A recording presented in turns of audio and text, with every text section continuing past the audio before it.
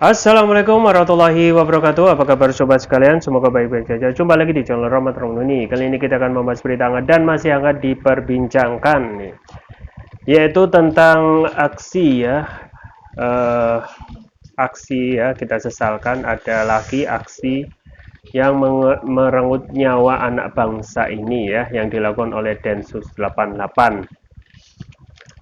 Ini yang sesuai yang dilansir oleh detik.com/Jateng ya. Ada seorang dokter yang di Sukoharjo Solo yang diduga ya, yang masih diduga ditembak mati oleh Densus. Langsung saja kita bacakan ya. Dr. Sunardi ditembak mati Densus, disebut pimpinan HASI, penasihat Amir JI. Densus 88 anti teror Mabes Polri melakukan penangkapan seorang yang diduga terlibat dalam jaringan terorisme di Sukoharjo, Jawa Tengah.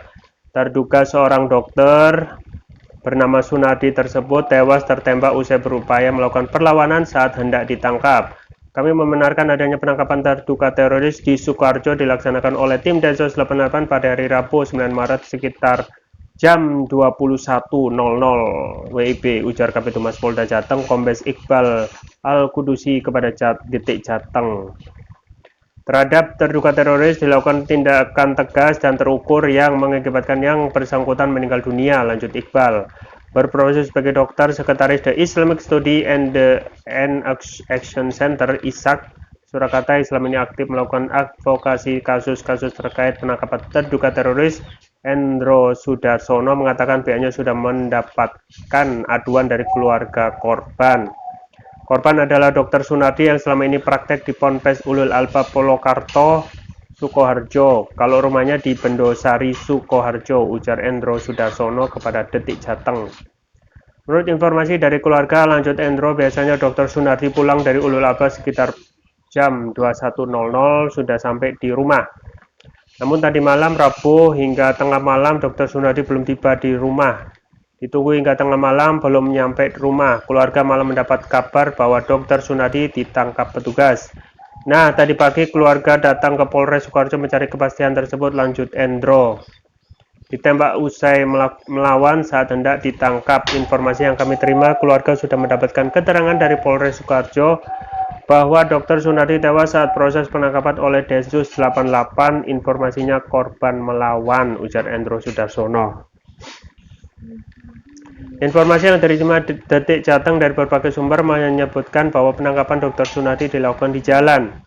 Saat petugas berusaha menghentikan mobil Strada yang dikendarai target penangkapan, justru dia menabrakkan mobilnya ke dua mobil petugas. Melihat kondisi itulah, petugas mengambil tindakan menembak tersangka dan mengenai punggung atas dan pinggul kanan bawah. Tersangka kemudian dapat dilumpuhkan dan dievakuasi. Dr. Sunardi sempat dibawa ke RS Bayangkara Polresta Solo untuk penanganan medis, namun jiwanya tak tertolong. Selanjutnya jenazahnya dibawa ke RS Bayangkara Semarang. Sunardi dikenal tertutup oleh warga. Ketua RT 03 RW 07 Bangunsari, keluarga Gayam, Kecamatan atau Kabupaten Sukoharjo, Bambang Pujiana Eka Warsana mengatakan Sunardi tidak pernah mengikuti kegiatan di kampung. Sepanjang saya pegang ketua RT itu, saya mengadakan pertemuan-pertemuan kegiatan warga, dia tidak pernah datang, tidak pernah sosialisasi, bahkan yuran RT tidak pernah, kata Eka saat dijumpai di Sukoharjo. Ketemu paling di masjid, itu pun maghrib sama isya, nggak pernah ngobrol, ujar Eka. Eka juga mengetahui bahwa Sunardi adalah seorang dokter. Di rumah Sunardi juga terpampang papan yang menunjukkan dia membuka praktek dokter. Namun Eka tidak mengetahui tempat praktek Sunardi selain di rumah. Kalau yang di rumah itu sepi, tidak banyak pasien, nggak tahu praktek di mana saja, ujar dia. Keluarga sayangnya tewas. Keluarga menyayangkan tewasnya Sunardi. Pihak keluarga menyayangkan tindakan Densus 88 anti teror yang menewaskan keluarga seseorang terduga teroris asal Sukoharjo, Dr. Sunardi. Keluarga meyakini Dr. Sunardi tidak terlibat kasus terorisme. Sekali lagi, pesan dari keluarga sedikit pun tidak meyakini kalau Pak Sunardi itu terlibat kasus terorisme, kata Sekretaris The Islamic Study and Action Center (ISAC) Endro Sudarsono mewakili keluarga di rumah duka Bangunsari RT 03 RW 07 Gayam Sukoharjo. Keluarga, kata Endro, menyayangkan tindakan Densus 88 menggunakan kekerasan bahkan hingga menghilangkan nyawa. Menurutnya, aparat semestinya mendahulukan upaya paksa yang sifatnya melumpuhkan. Yang jelas kita menyayangkan sikap penegakan hukum yang kemudian ada sebuah kekerasan apabila tembak mati. Mestinya ada upaya paksa atau upaya hukum yang sifatnya melumpuhkan, bukan mematikan, katanya.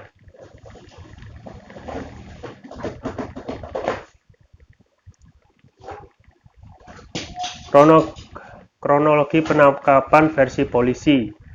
Dr. Sunardi disergap anggota Densus saat perjalanan pulang dari praktek di klinik Ponpes Ulul Albab Polokarto, hendak pulang ke rumahnya di Kelurahan Gayam Sukoharjo pada Rabu sekitar pukul 21.15.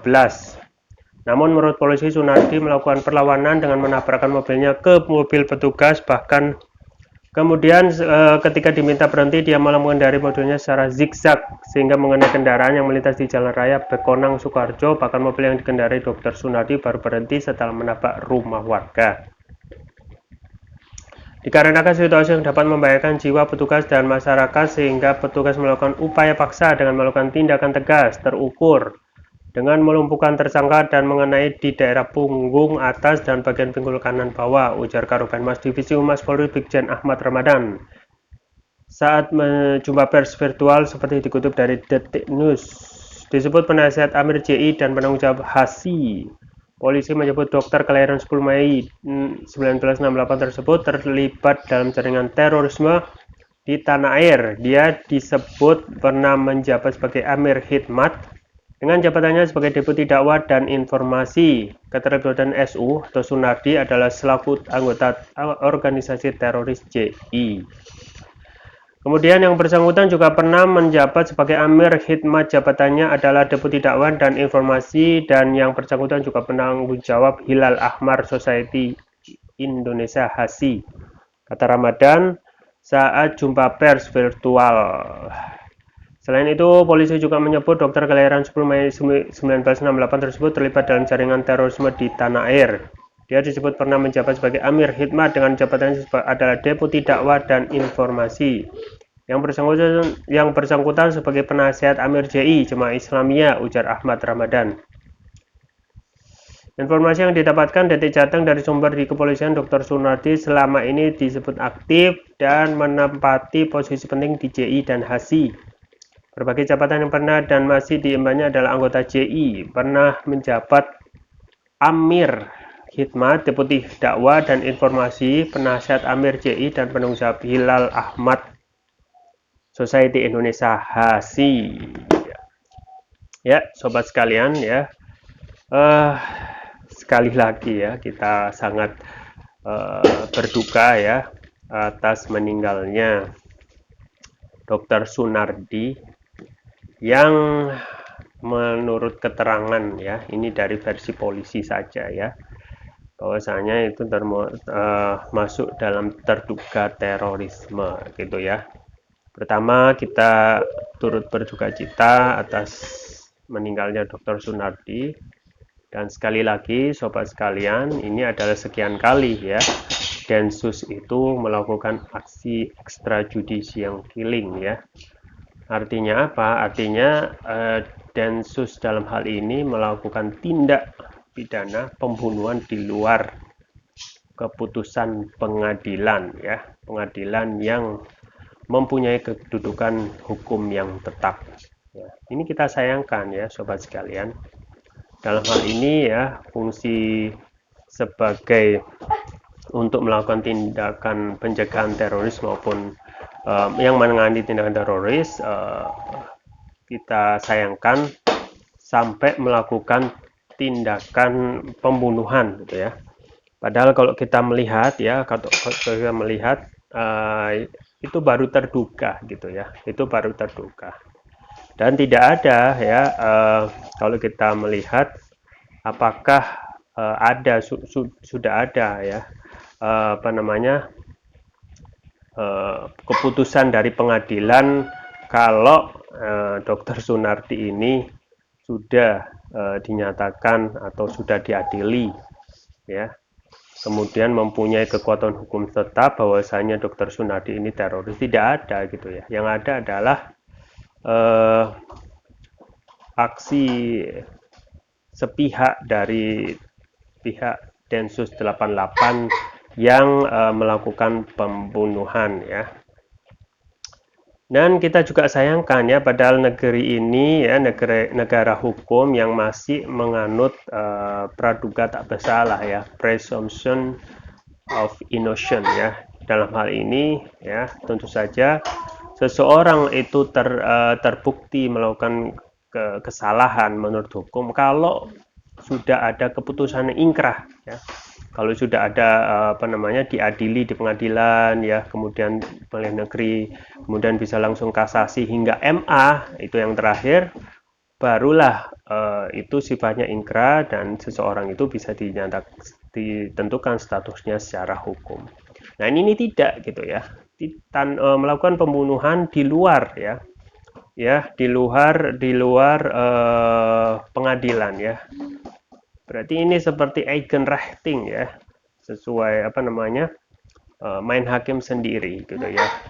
Kalaupun ada keterangan polisi bahwasanya itu ya, kalau kita melihat aksi kejadiannya waktunya jam 9.21.00 ya, melakukan penangkapan ataupun penindakan ya. Ya, kenapa harus di jalan gitu ya?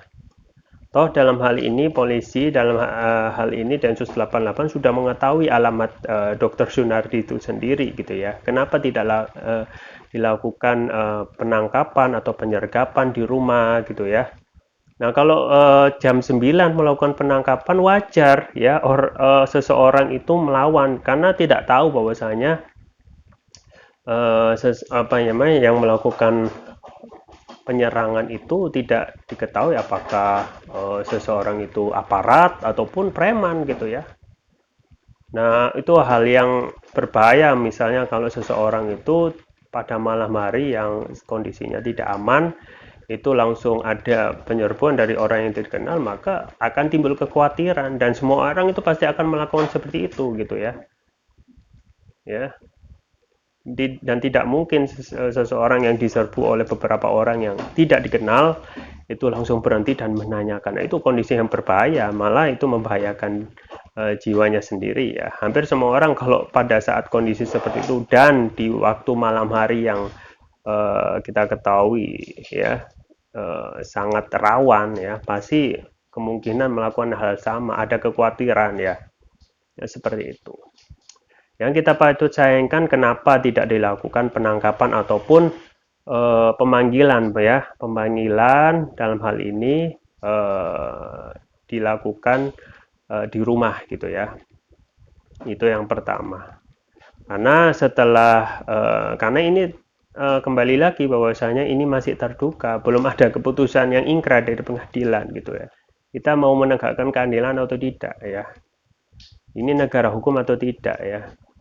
Maka banyak sekali yang kita sesalkan ya, tidak hanya kasus Dr. Sunardi saja, tetapi juga kasus-kasus yang lain yang sudah menimpa ya saudara kita sama Muslim ya, dan ini mayoritas adalah Muslim yang disasar gitu ya.